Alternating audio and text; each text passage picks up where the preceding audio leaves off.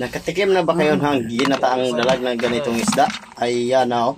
Tapos ng ginataan. Napakasarap nito mga bakbak. Tirador ay. Yung ating kasama, oh, talagang tinitingnan kaagad. O, bago tayo tuloy natin ang ating kaganapan, siyempre, manghuhuli muna tayo ng isda. Ito na yung buong team mga bay. O, napakarami namin, halos isang barangay na yung susugod sa ilog para manghuli ng isda. Ayan na yung buong team, nagmotor kami dyan. So ito yung gagamitin namin. Ako assemble na kurente gamit ang baterya ng motor mga bay. So update tayo mga bay. Ayan, dito na kami sa gubat, papalapit na kami sa ilog mga bay para manghuli kung saan kami manghuli ng mga dalag. Iyon ang aming kasama. Pababa na kami sa ilog. Siyempre, pakita muna tayo saglit. Baka sabihin hindi tayo nila makikita. Ayun, dito na kami sa ilog mga bay mga kabits. Umpisa na ang pagkukurente ng mga dalag, hito at saka hipon. So ito na yung ating kasama. May dala pang sibot para panghuli ng isda. So dito pala kami sa puno ng balite. Ayan ang ating kasamahan. Siya yung taga-kurente ng isda mga bay. So dito marami kasi ditong pakro mga bay. Kaya kumukuha na din ang aming kasamaan para double purpose na. Kunti lang yung huli. Siyempre may gulay na rin kami mga bay. So tuloy na kami sa aming pagpangurente dito mga bay sa dalag. At saka ito yung aming target dito mga bay. So sa mga kitira dyan sa bundok siguro, alam nila kung ano ang mga laman dito sa sapa o sa ilog, ang mga laman na isda. So madalas ditong yung isda nahuhuli talagang hito lang at saka dalag at saka yung higat mga bay. Yung ating kasama dito banda mga bay, ayan, tumatalon nakala natin isda. Yun pala palaka. Pati palaka mga bay, walang ligtas dyan. Talagang naninigas yung palaka. Pag nakukurente, ayun, tingita nyo na naninigas talaga yung paa niya. Medyo malakas talaga yung kurente dyan mga bay. Kahit yung tao pag nakurente, talagang magugulat ka bigla dyan. Iba yung hatak ng kurente mga bay. So yun, medyo may napansin ang ating kasama mga bay, may tumunog sa ilalim kaya pinipitik-pitikan niya ng kurente para lumabas yung isda. O may matunugan mo kasi mga bay pag may isda. Uli ito. Diyan banda mga bay, talagang nahuhuli na namin yung isda. Yan, may hito pala dyan mga bay. Ayun na yung hito. Tinanggalan mo na niya ng tandok mga bay para hindi makakasugat at hindi makatandok kung linisan na. Ayan, tuloy kami sa aming pagkurente. Talagang napakaliit lang yung ilog na aming sinubaybayan. Maliit lang yung ilog, medyo mainit na kasi at wala na gaano ding isda dito pala. So yun, malakas sana yung aming kurente kaso wala na, kunti na lang yung isda. So dito mga bay, may napansin kaming isda. Talagang pinaglaruan kami dito sa isda mga bay. Nagpakita yung isda tapos hindi na patal o hindi nasapol ng kurente kaya umiikot-ikot lang yung isda. Ayan, talagang pabalik-balik yung ating kasama dyan mga bay para huhulihin at sana yung isda, yung hito medyo malaki din kasi mga bay kaya naintriga ang ating kasama na huhulihin. Pati kami dito sa baba mga bay, ano na kami, ginawa na namin ng kunting kanal para dadaloy na yung tubig. Para mas mabawasan pa yung tubig, madaling makita yung isda mga bay. Ayun, nakahuli kami ng igat o kasili. Ano ba ang tawag dyan? Igat. El pala yan sa English mga bay. So nakahuli kami, medyo maliit pero tingkita nyo kung gaano kalakas yung kurente. Talagang naninigas ang katawan ng igat. O dito banda mga bay, talagang pabalik-balik na siya dito sa area na ito kasi yung isda paikot-ikot lang, talagang hindi pa nasasapul ng kurente kaya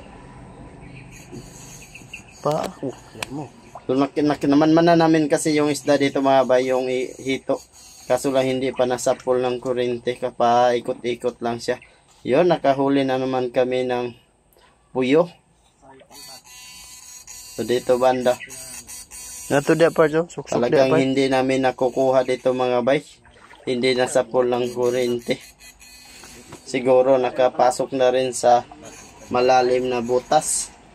Kanyan tinataguan, nakatago na siguro yung isda, kaya hindi talaga namin nahuhuli dito mga bay. Ayan yung ating kasama, pabalik-balik na pati sa taas. Talagang wala talaga. Nakatago na siguro talaga yung isda dyan mga bay. Ay pag Ayun. lubog-lubog barek ba? So ito na yung huli namin mga bay. Yung lahat na huli namin, may isang palaka dyan. Kaso yung palaka hindi na namin sinali. Pinakawala na namin yan kasi isa lang. Yan na yung huli namin, dalag, hito at saka konting hipon mga bay. So pati ito na naman yung aming kuha na pako.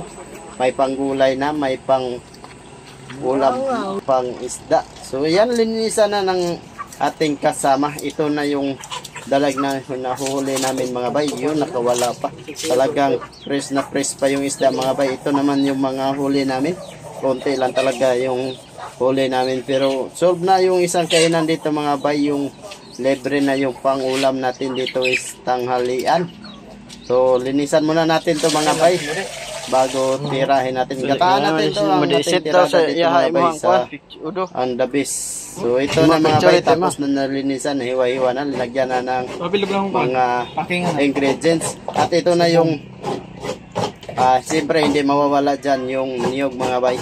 Kailangan dyan gataan talaga, mas malasa pag may gata yung ganito isda mga bay. So ang tirada namin dyan mga bay, paksiwin muna bago gataan para mas malasa mga bay. Mawawala yung langsa niya. So ito na yung ating kasama. Talagang tulong-tulong na mga team mga bay para mas mapadali makakain kaagad. Medyo gutom na rin kasi. So yun. Ito na mga bay, linagyan na natin ng gata. Pagkatapos natin ipaksiw, medyo tuyo na kasi yung ano natin dyan, sabaw sa pangpaksiw, kaya linagyan na natin ng gata. Siyempre mikos-mikos na yan, ginamitan na ng kamay mga bay. Sunugang mananap. O, wala kasi ano dito, kaya kamay lang para mabawasan na yung ano lang yung. So yan, luto na mga bay yung diskarte natin. Napakasarap, may dahon pa ng bayabas. So, yun na ang complete proseso mga bay, luto na. Ready to bite na yung ating kasama. Talagang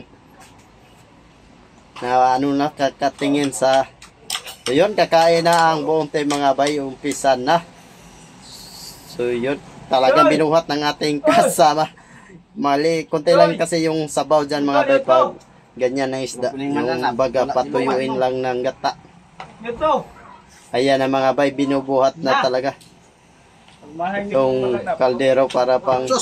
Yun, nalaglag pa kasi yung isang hiwa dyan mga bay. Yung ulo ng ano, kakabuhat ng kaldero mga bay. Ayan na yung mga kamay, yung buong tent. Talagang mikos-mikos ng kamay ni Insan mga bay. Ayun, mikos-mikos kamay yan. Ayan. Oh, ready to bite. Napakasarap ang kanong sama-sama. Ayun.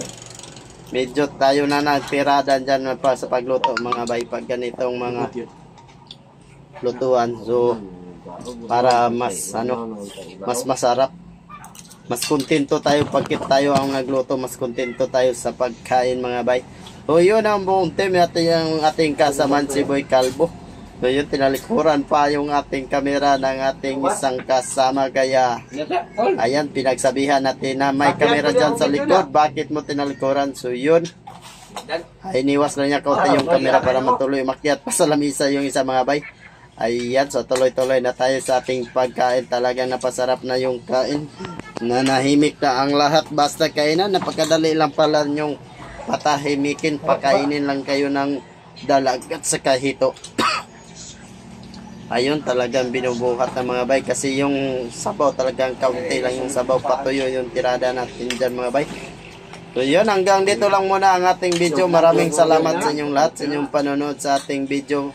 Bye bye, love you all, babu.